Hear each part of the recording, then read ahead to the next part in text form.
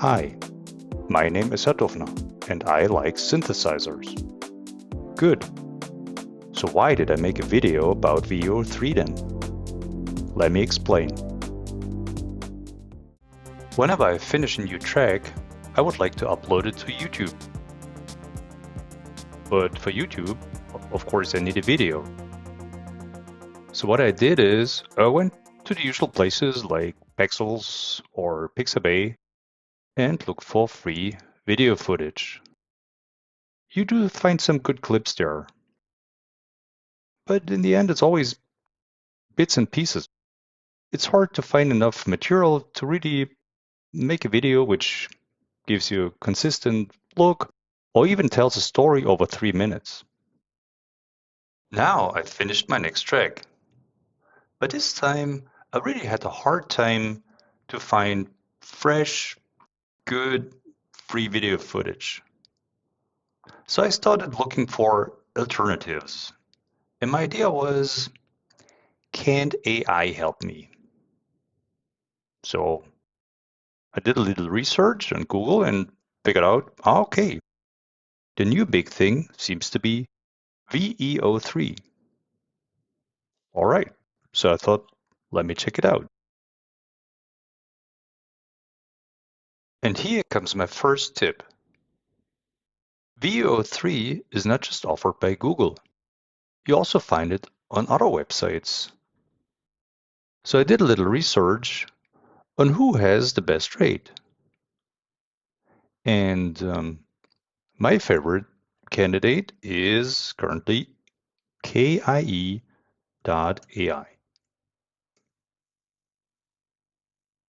After you're logged on, this is the surface you get to see.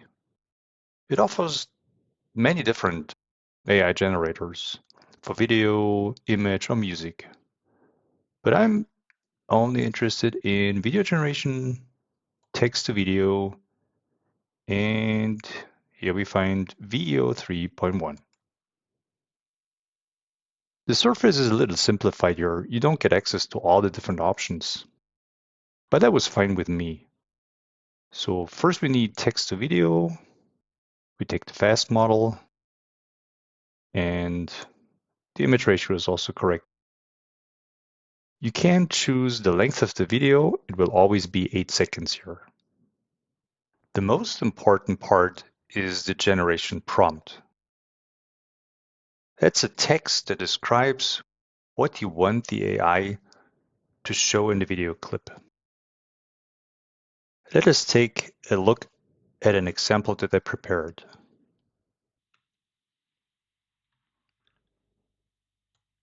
A street scene in a US city during the 1970s.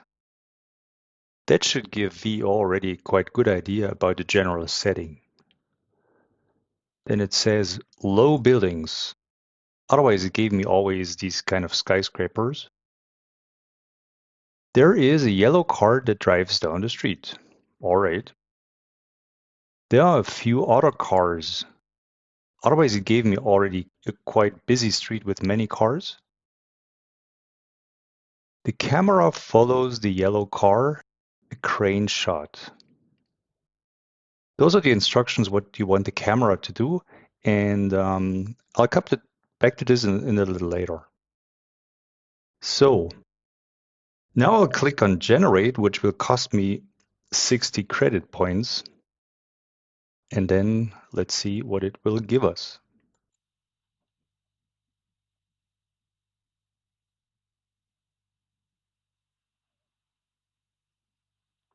Okay, here's our clip. That took about roughly a minute now. And it's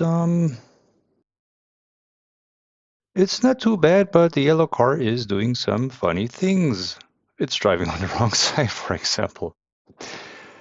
So, not exactly what I had in mind. And therefore, here comes my tip number 2. Stay flexible. It's sometimes really hard to find a good wording for the prompt to get the AI to do what you had in mind. So be happy with what you get. If it's usable, use it. Stay flexible, because otherwise it will cost you a lot of credit points and you may end up with nothing. So isn't there any way that I can make the AI do what I want? So here comes my tip number 3. Let's ask ChatGPT for help. So I go to chatgpt.com and I say, I need help with a prompt, for VEO3. And this will make machines talk to machines. So I put in what I have already. And ChatGPT will give me suggestions how to improve my existing prompt. I personally don't use it as is. I prefer to take the best pieces of it and keep it as simple as possible. And the good thing is, ChatGPT also knows the special keywords that VEO3 needs, for example, for the camera instructions. For example, the famous crane shot that I used, I got this from ChatGPT. 20 clips went into the final music video. But if you count them, you will only count 18. So how is that possible? The reason is I extended 2 of the scenes to be twice as long. And that brings me to my tip number 4. How to create a scene longer than 8 seconds. This is the scene I would like to extend. The car is driving on the wrong side again. And meanwhile, I think I have the British version of VEO3.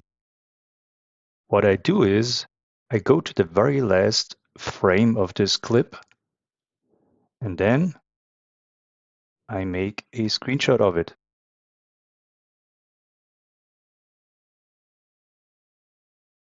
Now I go back to VEO3. And this time, instead of text to video, I select image to video. This gives me the opportunity to upload 2 different images. One is for the start frame of the clip to be generated, and the other is for the end frame. I don't need the one for the end frame, but I will upload the screenshot I just created as my start frame. The generation prompt will be almost identical to what I used for the previous clip. I'll just make minor adjustments to make the whole scene continue. But what needs to stay the same is, for example, the camera position. Let's see how it worked. Here's a new clip, which I drag into my timeline. Need to remove the audio part.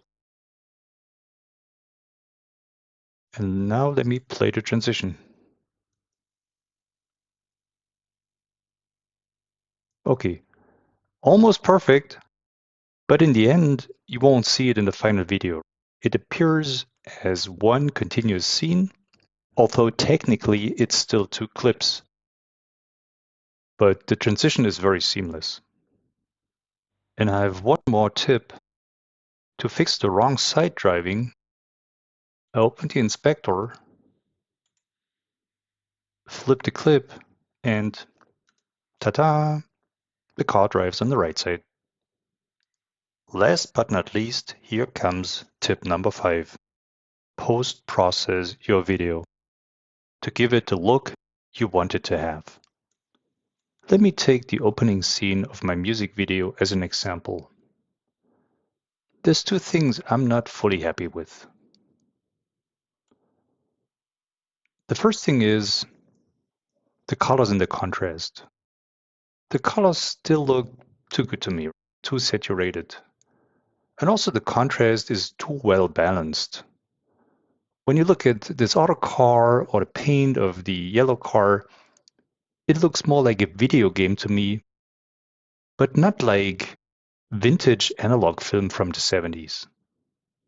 By the way, the video editor I'm using here is DaVinci Resolve. It's really a great piece of software. If you don't know it yet, you should definitely check it out.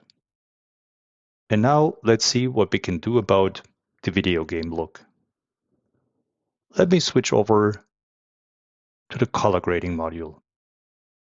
The first thing I did is I used the curves tool down here in the middle to add some more contrast by applying this S-shaped curve.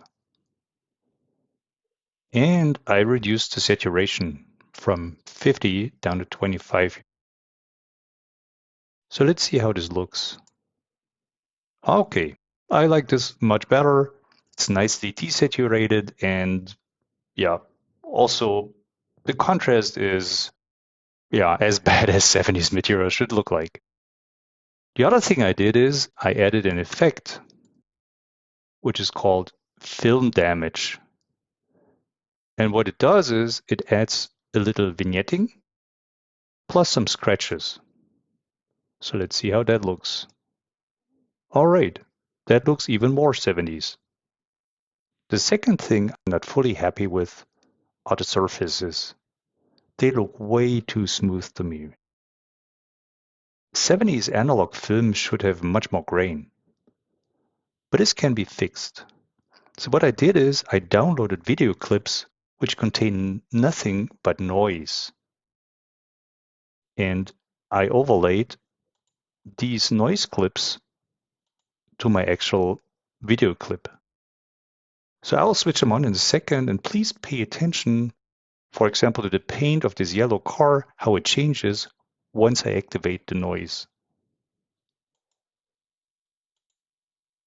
All right, now it looks really 70s to me. And this almost brings me to the end of this making of. The full music video can be found on my YouTube channel. You find a link in the top right corner and also in the description. But wait a second, there's one more thing. Every good making of should have some funny outtakes.